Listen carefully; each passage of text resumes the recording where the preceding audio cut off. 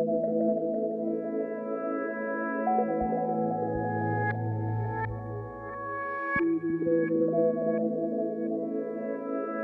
सपना उन ऊंची ऊंची पहाड़ियों पे बाइक चलाने का।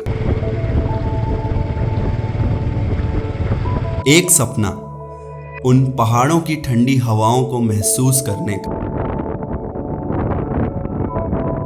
एक सपना उस बर्फबारी को खुद अपनी आंखों से देखने का। एक सपना प्रकृति के उन सुंदर नजारों का आनंद लेने का।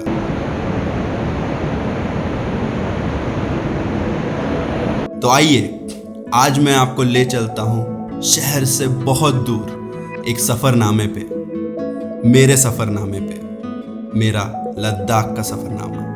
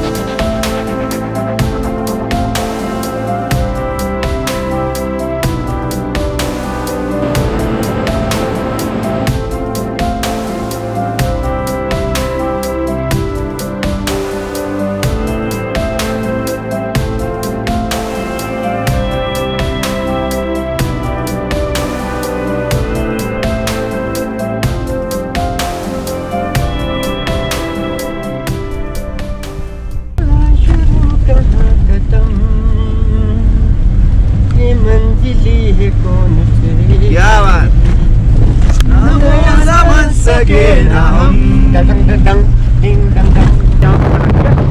आगे जंपिंग आएगा, ठीक है? ओके, इधर छोड़, इधर रखिए, ये छोड़ दे, इधर और कुछ नहीं करना, ठीक है? रेडी? उसको ऊपर उठाओ, ऊपर